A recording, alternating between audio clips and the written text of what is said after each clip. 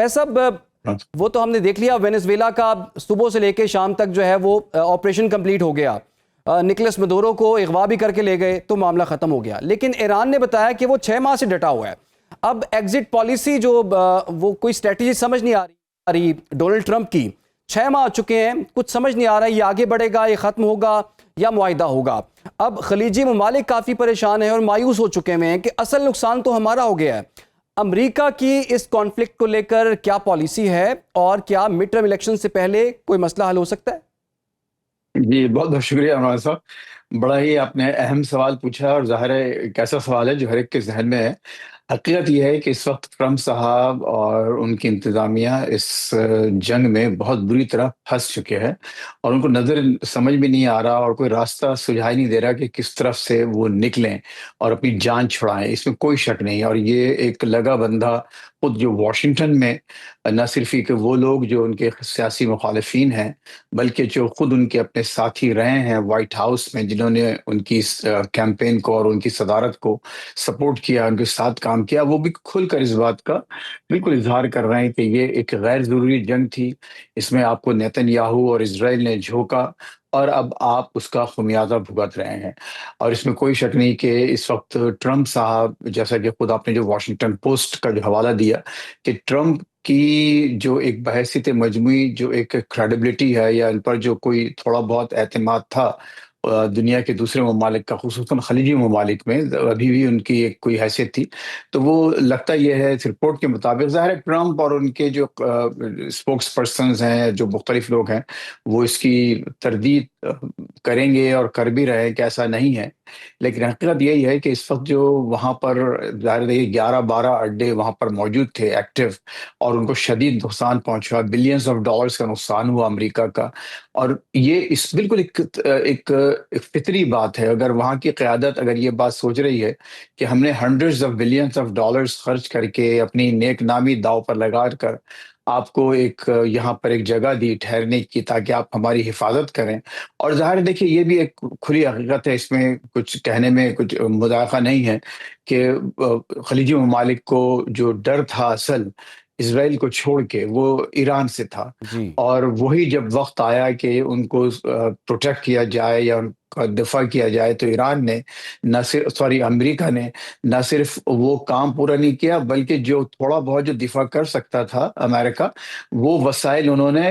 اسرائیل کی طرف شفٹ کر دیا تاکہ اسرائیل کا زیادہ دفاع کیا جا سکے۔ تو اگر وہاں پر ایسی کوئی فیلنگ ہے، واشنگٹن پوسٹ نہیں بلکہ اور ظاہر ایک کامن نالج بھی ہے، تو اس میں کوئی حیرت کی بات نہیں ہے۔ جو آپ کے سوال کا جو ایک اہم حصہ ہے وہ یہ کہ کیا اس موقع پر اور اس کی وجہ سے کیا اب خلیجی ممالک اور دوسرے مڈل ایسٹ کے جو بھی پلیئرز ہیں، اسٹیک ہولڈرز ہیں، کیا اب وہ امریکہ سے جان چھڑائیں گے یا امریکہ وہاں سے واپس آ جائے گا؟ یہ ایک بہت اہم سوال ہے۔ جی اچھا، اس میں دیکھیے جو میں جب سمجھتا ہوں، اور I could be totally different from other opinions, لیکن میرا اپنا خیال یہ ہے کہ یہ ابھی ایسا ہونے نہیں جا رہا، امریکہ اتنی آسانی سے وہاں سے اپنی موجودگی ختم نہیں کرے گا، کیونکہ دیکھیے بہت اہم خطہ ہے پوری دنیا کا، ایک سمجھیے کہ اس میں کئی ایسے پاور پوائنٹس ہیں کہ اگر ایک سپر پاور وہاں سے وڈرا کر لے اپنے آپ کو، جو کہ ایک lone super power, why super power ہے دنیا کی، وہ اگر اپنے آپ کو وہاں سے نکال لیتی ہے، تو پھر وہ جو سپر پاور کا اسٹیٹس اس کا رہے گا نہیں، تو یہ کسی اور طریقے سے ایک ڈفرنٹ آرکیٹیکچر کے ذریعے ایک ڈفرنٹ کوئی اسٹرکچر وہاں کریٹ کریں گے، لیکن یا لیکن ایک لیکن فیض تھوڑی صاحب سی ایک ڈیلیگیٹ ہوں گی نئے پاورز۔ سیکیورٹی سٹرکچر پر جی جو ہے وہ کام تو شروع ہو جی چکا ہوا ہے، اور جو جی جی ویکیوم کی آپ بات کر رہے ہیں کہ اگر امریکہ اس خطے سے چلے جاتا ہے، جو سیکیورٹی ویکیوم وہاں پر ہوگا اس کو فل کرنے کے لیے بھی آپ کو پتہ ہے کہ اب مکہ ڈیفنس ایگریمنٹ وہاں پر موجود ہے، سعودی عرب، جی ترکی، جی بالکل صحیح پاکستان، کہا۔ دیگر ممالک، مصر کا نام سامنے آ رہا ہے، دیگر ممالک بھی اس میں شامل ہو سکتے ہیں، تو آپ کو لگتا ہے کہ اس پر بھی کام ہو رہا ہے؟ اور یہ جو خلیجی ممالک ہیں اب اپنی سیکیورٹی جو ہے وہ امریکہ نے جو ان کو سیکیورٹی امبریلا پرووائڈ کرنی تھی وہ تو نہیں ہو سکی، اب وہ کہتے ہیں کہ ہم اس چیز میں خود کفیل ہو جائیں اور خود سے اپنی سیکیورٹی کا بندوبست کریں، پاکستان اور ترکیہ کو ملا کے ساتھ۔ جی، دیکھیے عمران، یہی اہم پوائنٹ ہے، اور اس میں دیکھیے ایک جو مینجمنٹ، امریکی مینجمنٹ میں خاص ٹرم جو کہ اب تو دنیا بھر میں عام ہو گئی ہے، وہ کہا جاتا ہے کہ ڈیلیگیٹ کرنا، یعنی ایک ضروری نہیں ہے کہ ایک آپ کا بڑا باس ہے یا ایک بڑی پاورز ہے وہ سارے کام خود کرے، وہ کچھ چیزوں کو ڈیلیگیٹ کرتے ہیں تاکہ وہ پھر ایک زیادہ اسٹریٹجک، کسی بھی جو بزنس کا سربراہ ہے یا اونر ہے، تو وہ اگر سارے کام خود کرنے بیٹھ جائے، جھاڑو دینے سے لے کے کمپیوٹر ٹائپ کرنے تک، تو پھر جو اصل جو معاملات ہیں کاروبار کے وہ آپ سنبھال نہیں سکتے. تو اسے یہاں پر کہا جاتا ہے ڈیلیگیشن، یعنی اپنی چیزوں کو دوسرے اپنے اختیارات کو نچلی سطح پر منتقل کر لینا تاکہ آپ ایک بہتر کام کر سکیں. اب وہ میں ایگزیکٹلی یہ بات تو نہیں کہنا چاہتا کہ وہاں پر یہ ڈیلیگیشن کے پروسیس میں اس وقت ہے امریکہ کے، اپنی تمام جو اختیارات ہیں یا جو ان کو پاورز ہیں اس کو وہ ایک تھوڑا سا خود اپنے آپ کو ودرا کر کے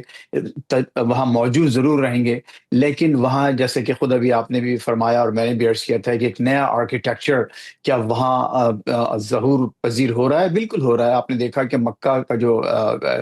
ایگریمنٹ ہے، جی بہت اہم بات ہے، حالانکہ اس میں ابھی بہت وقت لگے گا. دیکھیے نیٹو جو ہے اس وقت دنیا کا سب سے بڑا اور